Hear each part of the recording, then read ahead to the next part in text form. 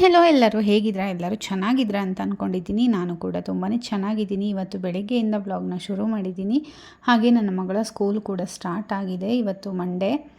ಹಾಗೆ ನನ್ನ ಮಗಳ ಸ್ಕೂಲ್ ಸ್ಟಾರ್ಟ್ ಆದಾಗ ನನ್ನ ಡೈಲಿ ರುಟೀನ್ ಯಾವ ರೀತಿ ಇರುತ್ತೆ ಇನ್ಮೇಲೆ ಅನ್ನೋದನ್ನು ನಾನು ತೋರಿಸ್ತಾ ಇದ್ದೀನಿ.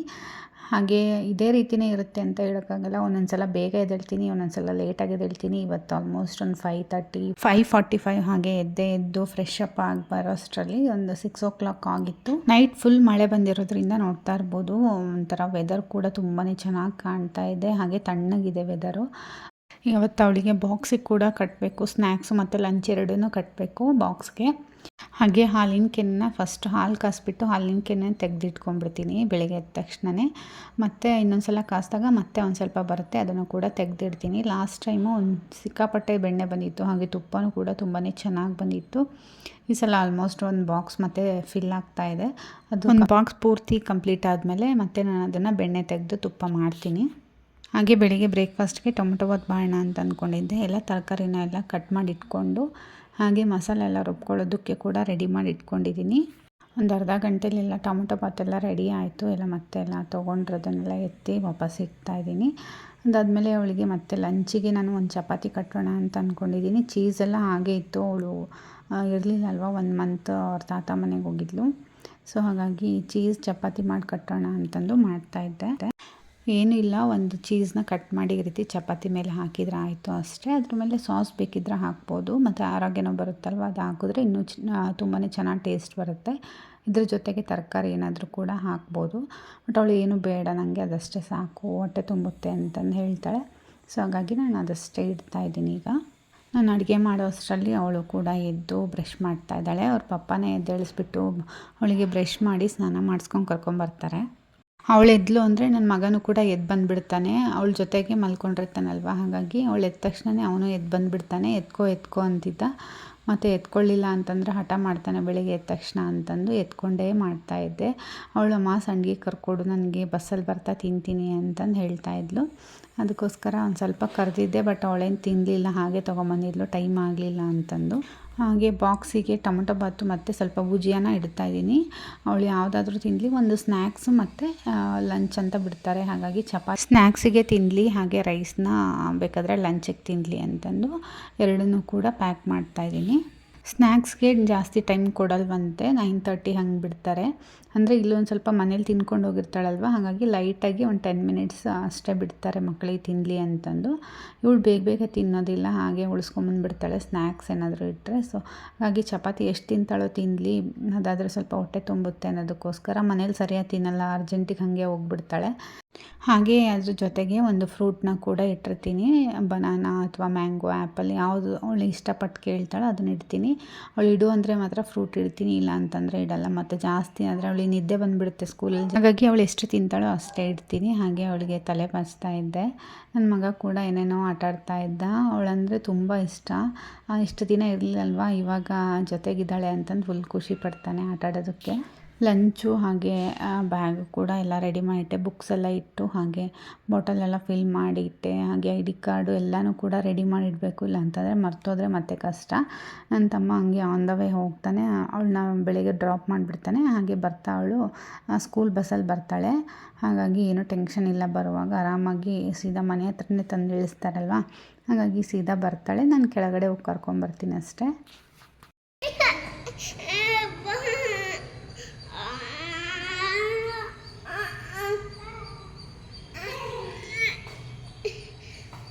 ಬಂತ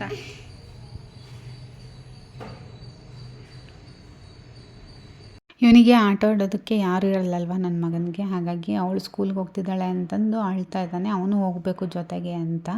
ಇವಳು ನೋಡಿದರೆ ಅವ್ನು ಮಾತ್ರ ಮನೇಲಿರ್ತಾನೆ, ನಾನಾದರೆ ಸ್ಕೂಲ್ಗೆ ಹೋಗಬೇಕು ಅಂತ ನಮ್ಮ ಹತ್ರ ಜಗಳ ಆಡ್ತಾಳೆ. ಇವನು ಹೊರಗಡೆ ಹೋಗಬೇಕು ಅಂತಂದು ಆಟ ಮಾಡ್ತಾನೆ. ಅವಳನ್ನ ಸ್ಕೂಲಿಗೆ ಕಳ್ಸಾದ್ಮೇಲೆ ಮತ್ತೆ ನಾನು ಮತ್ತೆ ಬೇರೆ ಕೆಲಸ ಏನಾದರೂ ಇದ್ದರೆ ಮಾಡ್ಕೊತೀನಿ. ಅದಕ್ಕೆ ಮುಂಚೆ ಬೆಳಿಗ್ಗೆ ಎದ್ದ ತಕ್ಷಣ ಏನೂ ಕುಡ್ದಿರಲಿಲ್ಲ, ಒಂದು ಗ್ಲಾಸ್ ಹಾಗೆ ಬಿಸಿನೀರು ಕುಡಿದೆ. ಹಾಗೆ ನನ್ನ ಹಸ್ಬೆಂಡ್ ಎಲ್ಲ ಕ್ಲೀನ್ ಮಾಡ್ಕೊತ ಬರ್ತಾರೆ, ಡೈಲಿನೂ ಒರೆಸ್ತಾರೆ, ಅಂದ್ರೂ ಅಷ್ಟು ಧೂಳು ಬರುತ್ತೆ. ಅವರು ಒರೆಸೋದ್ಮೇಲೆ ಮತ್ತೆ ನಾನು ಒಂದೊಂದ್ಸತಿ ಒರೆಸ್ಕೊತೀನಿ, ಅಷ್ಟೊಂದು ಧೂಳು ಬರುತ್ತೆ. ಆಮೇಲೆ ಇವರಿಬ್ಬರು ಬೇರೆ ಎಷ್ಟೊಂದು ಗಲೀಜು ಮಾಡ್ತಾರೆ, ನೋಡ್ತಾ ಇರ್ಬೋದು. ಆಟ ಸಾಮಾನು ಅದು ಇದು ಸಿಕ್ಕಾಪಟ್ಟೆ ಏನೋ ಆಟಾಡಲಿ ಅಂತಂದು ತೆಗೆದು ಕೊಟ್ವಿ, ಮೇಲೆ ಎತ್ತಿಟ್ಬಿಟ್ಟಿದ್ವಿ, ಏನು ಬೇಡ ಆಟಾಡೋದು ಅಂತಂದು. ಮತ್ತು ಸುಮ್ಮನೆ ಆಟ ಮಾಡ್ತಾನೆ ಅನ್ನೋದಕ್ಕೋಸ್ಕರ ಎಲ್ಲ ತೆಗೆದುಕೊಟ್ಟಿದ್ದೀವಿ. ಮತ್ತು ಫುಲ್ಲು ಮನೆಯೆಲ್ಲ ಗಲೀಜು, ಎಲ್ಲ ಆಟ ಸಾಮಾನು, ಏನು ಮಾಡೋಕ್ಕಾಗಲ್ಲ. ಎಷ್ಟು ದಿನ ಆಟ ಆಡ್ತಾನೋ ಆಟ ಆಡಲಿ ಬಿಡು ಅಂತಂದು ಹಾಗೆ ಬಿಟ್ಬಿಟ್ಟಿದ್ದೀನಿ ನಾನಂತೂ. ಎಲ್ಲ ಮತ್ತೆ ಆಟ ಆಡಿದ್ಮೇಲೆ ಎಲ್ಲ ಅದರ ಡ್ರಾ ಒಳಗಡೆ ಹಾಕ್ತೀನಿ, ಮತ್ತು ತೆಗೆದು ಹೊರಗಡೆ ಇಡ್ತಾನೆ. ಇದೇ ರೀತಿ ಎಲ್ಲ ಟಿ ವಿ ಯೂನಿಟ್ ಮೇಲೆ ಫುಲ್ಲು ಅವನದೇ ಆಟ ಸಾಮಾನು ಇರುತ್ತೆ. ಯಾವುದೂ ಶೋ ಪೀಸ್ ಎಲ್ಲ ಏನೂ ಇಟ್ಟಿಲ್ಲ, ಹಂಗಾಗಿ ಎಲ್ಲ ಎತ್ತೆತ್ತು ಬಿಸಾಕ್ಬಿಡ್ತಾನೆ ಏನಾದರೂ ಇದ್ದರೆ. ಹಾಗೆ ಇವತ್ತು ಮಂಡೇ ಅಲ್ವಾ, ಹಾಗಾಗಿ ಪೂಜೆ ಮಾಡಬೇಕಿತ್ತು. ಹಾಗೆ ಫಸ್ಟ್ ಕಸ ಗುಡಿಸ್ಬಿಟ್ಟು ಹಾಗೆ ಮನೆ ಕೂಡ ಒರೆಸ್ತಾ ಇದ್ದೀನಿ.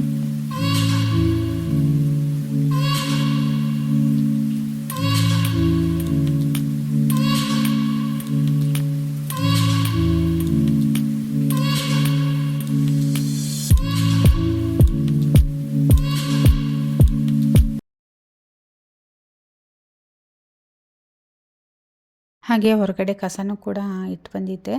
ಅವರೇ ಬಂದು ಮನೆ ಹತ್ರ ಕಸ ಹಾಕ್ಕೊಂಡು ಹೋಗ್ತಾರೆ.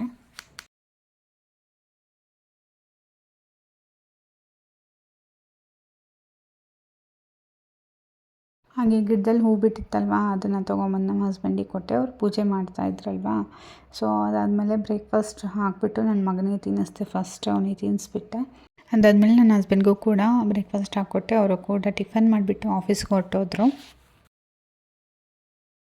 ಸ್ವಲ್ಪ ಬಟ್ಟೆಗಳೆಲ್ಲ ಇತ್ತು, ಬಟ್ಟೆಗಳನ್ನೆಲ್ಲ ಮಿಷಿನ್ಗೆ ಹಾಕ್ತಾಯಿದ್ದೀನಿ. ಹಾಗೆ ನನ್ನ ಮಗನಿಗೂ ಕೂಡ ಸ್ನಾನ ಮಾಡಿಸ್ಬಂದೆ. ಅವ್ನಿಗೆ ಆಲ್ರೆಡಿ ನಿದ್ದೆ ಬಂದುಬಿಟ್ಟಿತ್ತು, ಎಷ್ಟು ತಟ್ಟಿದ್ರೂ ಅದು ಮಲಗ್ತಾನೇ ಇರಲಿಲ್ಲ. ಸರಿ ಬಿಡು ಅಂತಂದು ಟಿ ವಿ ಹಾಕಿಬಿಟ್ಟು ಹಾಗೆ ಹೋದೆ. ಹಾಗೆ ಪಾತ್ರೆಗಳೆಲ್ಲ ತೊಳೆಯೋದಿತ್ತಲ್ವ, ಹಾಗಾಗಿ ಅವ್ನಿಗೊಂದು ಸ್ವಲ್ಪ ಆಟ ಸಾಮಾನೆಲ್ಲ ಗೊಂಬೆಗಳೆಲ್ಲ ಕೊಟ್ಟು ಹೋದೆ. ಹಾಗೆ ಆಟಾಡ್ಕೊತ ಕೂತ್ಕೊಂಡಿದ್ದ. ಈ ರೀತಿ ಟಿ ವಿ ಏನಾದರೂ ಹಾಕಿ ಒಂದು ಸ್ವಲ್ಪ ಆಟ ಸಾಮಾನು ಏನಾದರೂ ಕೊಟ್ಟರೆ ಸುಮ್ಮನೆ ಆಟಾಡ್ಕೊಂಡು ಕೂತ್ಕೊಂಡ್ಬಿಡ್ತಾನೆ. ಹಾಗೆ ತರಕಾರಿ ಎಲ್ಲ ಇತ್ತು, ತಂದಿರೋದು ಹಾಗೆ ಇತ್ತು ಸಂಡೇ. ಸೊ ನಾನು ಏನು ತೆಗ್ದಿರಲಿಲ್ಲ. ಕೆಲವೊಂದು ಸೊಪ್ಪುಗಳು ಅಷ್ಟೇ ಫ್ರಿಜ್ಜಲ್ಲಿ ಇಟ್ಟಿದ್ದೆ, ತೆಗೆಯೋದಕ್ಕೆ ಟೈಮೇ ಆಗಿರಲಿಲ್ಲ. ಅಂದರೆ ಹೊರಗಡೆ ಹೋಗಿದ್ವಲ್ಲ ನಾವು, ಹಾಗಾಗಿ ಬಂದು ತಗೊಳ್ಳೋಣ ಅಂತ ಅಂದ್ಕೊಂಡೆ. ಬಂದು ಸಾಕಾಗ್ಬಿಡ್ತು, ಮತ್ತು ಬಂದು ಅಡುಗೆ ಮಾಡ್ಕೊಳ್ಳೋದು ಅದೇ ಟೈಮ್ ಆಗಿಬಿಟ್ಟಿತ್ತು ಸಂಡೇ. ಸ್ವಲ್ಪ ತರಕಾರಿ ಎಲ್ಲ ಎತ್ತಿಡೋಣ ಅಂತಂದು ಎತ್ತಿಡ್ತಾಯಿದ್ದೀನಿ. ಎಲ್ಲ ಎತ್ತಿಟ್ಬಿಟ್ಟು ನಾನು ಕೂಡ ಇವಾಗ ಬ್ರೇಕ್ಫಾಸ್ಟ್ ಮಾಡ್ಕೊತಾ ಇದ್ದೀನಿ. ಹಾಗೆ ಟೊಮೊಟೊ ಬಾತ್ ಜೊತೆಗೆ ಬೀಟ್ರೂಟ್ ರಾಯ್ತ ಕೂಡ ಮಾಡಿದ್ದೆ, ತುಂಬಾ ಟೇಸ್ಟಿಯಾಗಿತ್ತು ಅದ್ರ ಜೊತೆಗೆ. ಹಾಗೆ ನಾನು ಬ್ರೇಕ್ಫಾಸ್ಟ್ ಮಾಡಿಕೊಂಡು ಪಾತ್ರೆ ಎಲ್ಲ ತೊಳೆದು ಬರೋ ಅಷ್ಟರಲ್ಲಿ ನನ್ನ ಮಗ ಟಿ ವಿ ನೋಡ್ಕೊತ ಮಲ್ಕೊಂಡ್ಬಿಟ್ಟಿದ್ದಾನೆ. ನಾನು ಏನೋ ನೋಡ್ತಾ ಇದ್ದಾನೆ ಬಿಡು ಅಂತ ಅಂದ್ಕೊಂಡೆ. ನೋಡಿದರೆ ಫುಲ್ ಅಲ್ಲೇ ನಿದ್ದೆ ಹೋಗಿಬಿಟ್ಟಿದ್ದ. ಸರಿ ಅಂತಂದು ಮತ್ತೆ ಒಳಗಡೆ ಎತ್ತಾಕಿ ಬಂದೆ, ಬೆಡ್ ಮೇಲೆ ಮಲಗಿಸಿ ಫ್ಯಾನ್ ಹಾಕಿ ಬಂದೆ. ಇಲ್ಲ ಅಂತಂದರೆ ಮತ್ತೆ ಫ್ಯಾನ್ ಇಲ್ಲ ಅಂದರೆ ಬೇಗ ಎದ್ಬಿಡ್ತಾನೆ, ಅದಕ್ಕೋಸ್ಕರ. ನಂದು ಈಗ ಎಲ್ಲ ಕೆಲಸ ಆಯಿತು. ನಾನು ಅವ್ನು ಎದ್ದೇಳೋ ಅಷ್ಟರಲ್ಲಿ ಈಗ ಸ್ನಾನ ಮಾಡ್ಕೊಂಬರಬೇಕು. ಅವ್ನು ಎದ್ದೇಳೋ ಅಷ್ಟರಲ್ಲಿ ಅಡುಗೆನೂ ಕೂಡ ಮಾಡಿಬಿಡೋಣ ಸ್ನಾನ ಮಾಡ್ಕೊಂಬಂದು ಅಂತ. ಹೀರೆಕಾಯಿ ಇತ್ತು, ಹಾಗಾಗಿ ಹೀರೆಕಾಯಿ ಪಲ್ಯ ಏನಾದರೂ ಮಾಡಿ ರೊಟ್ಟಿ ಮಾಡೋಣ ಅಂತ ಅಂದ್ಕೊಂಡೆ. ಹೀರೆಕಾಯಿ ಪಲ್ಯ ತುಂಬ ದಿನ ಆಗಿತ್ತು ಮಾಡಿಬಿಟ್ಟು. ನಾನು ಮುಂಚೆ ಏನು ಅಂದ್ಕೊಂಡೆ, ಸಾಂಬಾರು ಮಾಡಿಬಿಡೋಣ ಅಂತ ಅಂದ್ಕೊಂಡೆ. ಸಾಂಬಾರು ಬೇಡ, ರೊಟ್ಟಿ ಜೊತೆಗೆ ಪಲ್ಯ ಚೆನ್ನಾಗಿರುತ್ತೆ ಅಂತಂದು ಮಾಡ್ತಾಯಿದ್ದೀನಿ. ಬರೀ ಹೀರೆಕಾಯಿ ಹಾಕಿ ಏನು ಮಾಡೋದು, ಸ್ವಲ್ಪ ಬೇಳೆನೂ ಹಾಕೋಣ ಅಂತಂದು ಅಂದ್ಕೊಂಡೆ. ತುಂಬ ಚೆನ್ನಾಗಿರುತ್ತೆ, ಬೇಳೆ ಮತ್ತು ಹೀರೆಕಾಯಿ ಎರಡೂ ಹಾಕಿ ಪಲ್ಯ ಮಾಡಿದ್ರೆ ನಮ್ಮ ಅಜ್ಜಿ ಮಾಡ್ತಾಯಿದ್ರು. ತುಂಬಾ ಚೆನ್ನಾಗಿ ಮಾಡ್ತಾಯಿದ್ರು ಅವರಂತೂ ಬೇಳೆ ಮತ್ತು ಹೀರೆಕಾಯಿ ಪಲ್ಯನ. ಅದಕ್ಕೆ ನಾನು ಸ್ವಲ್ಪ ಬೇಳೆನ ಹಾಕಿಬಿಟ್ಟು ಒಂದೇ ಒಂದು 2 ವಿಷಲ್ ಕೂಗ್ಸೋಣ ಅಷ್ಟೇ, ಜಾಸ್ತಿ ಕೂಗ್ಸೋದು ಬೇಡ ಅಂದ್ಕೊಂಡೆ. 2 ವಿಷಲಲ್ಲೇ ಸಿಕ್ಕಾಪಟ್ಟೆ ಬೆಂದ್ಬಿಟ್ಟಿತ್ತು. ನಾನೇನು ಟೊಮೊಟೊ ಗಿಮೊಟೊ ಏನೂ ಹಾಕಿಲ್ಲ, ಬರೀ ಬೇಳೆನ ಸ್ವಲ್ಪ ಉಪ್ಪು ಹಾಕ್ಬಿಟ್ಟು ಬೇಯೋದಕ್ಕೆ ಇಡ್ತಾಯಿದ್ದೀನಿ ಅಷ್ಟೇ. ಹೀರೆಕಾಯಿ ಪಲ್ಯಗೆ ಸ್ವಲ್ಪ ಬೇಳೆ ಗಟ್ಟಿನೇ ಇರಬೇಕು, ತುಂಬ ಬೇಯಬಾರ್ದು. ನಾನು ಆದಷ್ಟು ಬೇಗನೆ ತೆಗ್ದಿದ್ದೀನಿ, ಆದ್ರೂ ತುಂಬ ಬೇಗನೆ ಬೆಂದೋಗ್ಬಿಟ್ಟಿತ್ತು. ಸ್ವಲ್ಪ ಲೈಟಾಗಿ ಒಂಚೂರು ಗಟ್ಟಿ ಇತ್ತು ಅಷ್ಟೇ, ಬಿಟ್ಟರೆ ಆಲ್ಮೋಸ್ಟ್ ಎಲ್ಲ ಬೆಂದೋಗ್ಬಿಟ್ಟಿತ್ತು. ಒಗ್ಗರಣೆಗೆ ಒಂದು ಸ್ವಲ್ಪ ಎಣ್ಣೆ, ಸಾಸಿವೆ ಮತ್ತು ಜೀರಿಗೆನ ಹಾಕಬೇಕು. ಅದಾದಮೇಲೆ ಸ್ವಲ್ಪ ಕರಿಬೇವು ಚಿಕ್ಕದಾಗಿ ಹೆಚ್ಕೊಂಡಿರೋದು, ಒಂದು 8ರಿಂದ 9 ಬೆಳ್ಳುಳ್ಳಿ ಹೆಸಳು. ಅದಾದಮೇಲೆ ಒಂದು 6ರಿಂದ 7 ಹಸಿಮೆಣಸಿನ್ಕಾಯಿ ತೊಗೊಂಡಿದ್ದೀನಿ. ಒಂದು ಈರುಳ್ಳಿನ ಚೆನ್ನಾಗಿ ಈ ರೀತಿ ಬಾಡಿಸ್ಕೋಬೇಕು. ಹಸಿಮೆಣಸಿನ್ಕಾಯಿ ಬೇಡ ಅಂದರೆ ಖಾರದ ಪುಡಿ ಹಾಕ್ಕೋಬೋದು. ಹಾಗೆ ಒಂದು 2ರಿಂದ 3 ಟೊಮೊಟೊ ತೊಗೊಂಡಿದ್ದೀನಿ. ಚೆನ್ನಾಗಿ ಉಪ್ಪು ಹಾಕಿಬಿಟ್ಟು ಹಾಗೆ ಅರಿಶಿನ ಹಾಕಿ ಚೆನ್ನಾಗಿ ಬೇಯಿಸ್ಕೋಬೇಕಾಗುತ್ತೆ. ಹಾಗೆ ಹೆಚ್ಚಿಟ್ಕೊಂಡಿರೋಂಥ ಹೀರೆಕಾಯಿನ ಕೂಡ ಹಾಕ್ತಾಯಿದ್ದೀನಿ. ಹೀರೆಕಾಯಿ ಒಂದೊಂದು ಸತಿ ಕಹಿ ಬಂದುಬಿಡುತ್ತೆ, ಒಂದು ಸಲ ಟೇಸ್ಟ್ ನೋಡಿ ಬಿಟ್ಟು ಆಮೇಲೆ ಅಡುಗೆ ಮಾಡಬೇಕಾಗುತ್ತೆ. ಅದನ್ನು ಕೂಡ ಚೆನ್ನಾಗಿ ಫ್ರೈ ಮಾಡಬೇಕು ಎಣ್ಣೆಯಲ್ಲಿ. ಒಂದು ಸ್ವಲ್ಪ ಮುಚ್ಚಿಬಿಟ್ಟು ಈ ರೀತಿ ಫ್ರೈ ಮಾಡಿದ್ರೆ ನೋಡ್ತಾ ಇರ್ಬೋದು ಹೀರೆಕಾಯಿ ಬಂದಿರೋದು ನಿಮಗೆ ಗೊತ್ತಾಗುತ್ತೆ. ಅದಾದಮೇಲೆ ಸ್ವಲ್ಪ ಗರಂ ಮಸಾಲನ ಹಾಕ್ತಾಯಿದ್ದೀನಿ ನಾನು. ಅದಾದಮೇಲೆ ಗುರೆಳ್ ಪುಡಿಯನ್ನು ಹಾಕ್ತಾಯಿದ್ದೀನಿ. 1-2 ಸ್ಪೂನಷ್ಟು ಗುರೆಳ್ ಪುಡಿ ಹಾಕಿದ್ರೆ ತುಂಬಾ ಟೇಸ್ಟ್ ಚೆನ್ನಾಗಿರುತ್ತೆ. ಹಾಗೆ ನಾವು ಬೇಯಿಸ್ಕೊಂಡಿದ್ವಲ್ಲ ಬೇಳೆ, ಅದನ್ನು ಕೂಡ ಹಾಕ್ತಾಯಿದ್ದೀನಿ. ಸ್ವಲ್ಪ ಗಟ್ಟಿಯಾಗಿ ಇರಬೇಕು ಬೇಳೆ, ಆ ರೀತಿಯಾಗಿ ಬೇಯಿಸ್ಕೊಳ್ಳಿ ನೀವು ಬೇಯಿಸ್ಕೊಳ್ಳೋದಾದರೆ. ಅದಾದಮೇಲೆ ಸ್ವಲ್ಪ ಉಪ್ಪು ಮತ್ತು ಹುಣ್ಸೆಹಣ್ಣು ಬೇಕಿದ್ದರೆ ಹಾಕ್ಕೋಬೋದು. ನಾನು ಅದಾದಮೇಲೆ ಕೊತ್ತಂಬರಿ ಸೊಪ್ಪನ್ನು ಹಾಕಿಬಿಟ್ಟು ಟೇಸ್ಟ್ ನೋಡಿಬಿಟ್ಟು 1-2 ನಿಮಿಷ ಕುದಿಯೋದಕ್ಕೆ ಇಡ್ತಾಯಿದ್ದೀನಿ ಅಷ್ಟೇ. ಹಾಗೆ ನನ್ನ ಮಗಳು ಕೂಡ ಸ್ಕೂಲಿಂದ ಬಂದಳು. 3:30 ಆಗಿತ್ತು. ಅವಳಿಗೆ ಬಂದಮೇಲೆ ಅನ್ನ ಸಾಂಬಾರು ತಿಂತೀನಿ ಅಂತ ಹೇಳ್ತಾ ಇದ್ಲು. ಸರಿ ಅಂತ ಅವಳಿಗೆ ಅನ್ನ ಸಾಂಬಾರು ಹಾಕಿದ್ದೆ. ಅವನು ಕೂಡ ಅವ್ರ ಅಕ್ಕ ಜೊತೆ ತಿಂತಾ ಇದ್ದ. ಅವಳು ತಿನ್ನಿಸು ಅಂತಂದರೆ ತಿನ್ನಿಸ್ತಾಳೆ. ಅಂದರೆ ತುಂಬ ಹೊತ್ತು ತಿನ್ಸೋಕ್ಕಾಗಲ್ಲ ಅವಳಿಗೆ, ನಮ್ಮ ಥರ ಎಲ್ಲ. ಒಂದು 4-5 ತುತ್ತಷ್ಟೇ ತಿನ್ನಿಸ್ತಾಳೆ. ನೀನೇ ತಿನ್ಸಮ್ಮ, ನನಗೆ ಸಾಕಾಯಿತು ಅಂತಂದು ಹೇಳ್ತಾಳೆ. ಅವನಿಗೂ ಅಷ್ಟೇ, ಅವಳೇನಾದರೂ ತಿನ್ನಿಸಿದ್ರೆ ಇಷ್ಟ ಆಗುತ್ತೆ, ಸುಮ್ಮನೆ ತಿಂತಾನೆ. ನಾವೇನಾದರೂ ತಿನ್ಸೋಕ್ಕೆ ಹೋದರೆ ಫೋರ್ಸ್ ಮಾಡಿ ತಿನ್ನಲ್ಲ. ಅಕ್ಕನ ಜೊತೆಗಾದರೆ ಎಷ್ಟು ಸಲ ಆದರೂ ಪರವಾಗಿಲ್ಲ, ಆಟಾಡ್ಕೊಂತ ತಿಂತಾನೆ.